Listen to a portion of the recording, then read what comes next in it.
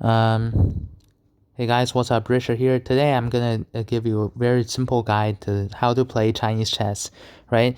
I'm doing this because I noticed a lot of my subscribers and viewers not from mainland China, and they have no idea what I'm talking about as I'm talking about my own game. So I'm just gonna. This video is gonna be a brief introduction about the basic rules of Chinese chess, and I'm gonna teach you how to play it, how each pieces are supposed to move, and how you can checkmate your opponent and capture the opponent's pieces. So let's start. To start with, each side's got 5 pawns. So these 5 pieces on the top are all pawns, and 2 cannons. These 2 pieces in the middle are the cannons, and on bottom we have rook, knight, bishop, queen, and king. And on the other side is the same thing because they're all symmetrical. So each side's got two rooks, 2 knights, 2 bishops, 2 queens, and the king, right? So right now that we're familiar about each pieces, let's talk about how each pieces move. First, the pawns. The pawn can only move 1 square forward when it's in its own territory. That means when it hasn't crossed to the opponent's territory, obviously. So that's a pawn. So when it captures, it follows the same rule. It can only capture the piece right in front of it. But when it, let's see, when it crossed the, when it crossed to the other, when it's invaded to the opponent's territory, it follows a little bit different rule. Let's see what happens when it crossed to the opponent's territory. It can move either a square forward or a square horizontally. So this is very similar to the Korean chess, except that in Korean chess, in Zangi, the pawns can move in whatever direction it wishes, but it can only move 1 square. It can even move horizontally when it's in its own territory. So that's all about the pawns. So now let's learn about the cannon. The cannon can travel however much distance it wants, horizontally or vertically. However, when it wishes to capture the opponent pieces, there needs to be 1 piece in between the cannon and the piece it's capturing. For example, this cannon is able to capture this rook. So that's all about the cannon. Let's talk about all the pieces on the bottom. So next to the king, we have the queen. The queen is only able to move 1 square diagonally. It can only move in this diagonal direction, and it cannot. The queen cannot escape from the what we call the palace, or this big square. So right next to the queen, we have our bishop. The bishop moves in this kind of weird shape. It moves. It can only move in this direction. It can move 2 square diagonally, so it can move from there to here. Yeah. So the bishop moves in this kind of weird shape. It can only move in this direction. It can only move two square diagonally.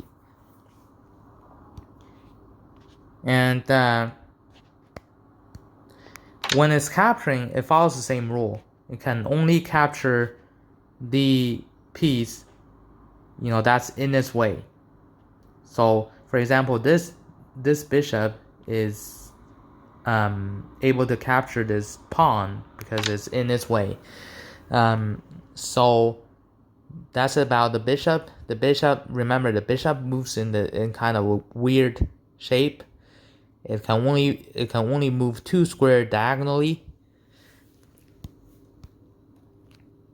So next to bishop, we have the knight. The knight moves in kind of an L shape. This is a very similar to all the other kinds of chess. Very similar to the Western chess. It moves in L shape, but in Chinese chess, I think the knight travels a shorter distance than the knight in the Western chess. So when it's capturing other pieces, it follows the same rule. It can only capture the piece that's in its way. For example, this knight is able to capture this rook, right? No, this knight is able to capture this pawn. Sorry. So next to knight, we have the rook. The rook can move, it can travel however long distance it wants, horizontally or vertically. So when it's capturing the piece, it follows the same rule. It can only capture the piece along its way. For example, this rook is able to capture the red cannon, right? So that's about the rook. So now that we're familiar with how each piece move and how you can capture opponent pieces, let's talk about the check and the checkmate. That is how you can win the game, right? By checking your opponent. So for instance, we have this rook capturing the cannon.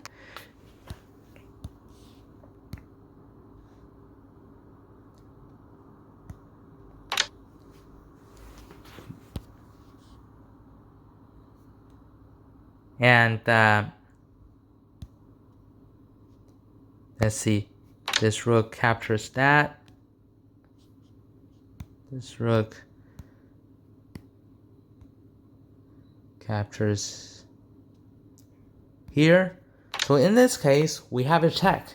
The cannon is checking the king, right? Because the king is actually in its path. Remember, we mentioned that if the cannon wants to capture a piece, there has to be something in between the cannon and the piece is capturing. So now it is a check because the black cannon is threatening to capture the king, right? So the only way red can defend against this move is by playing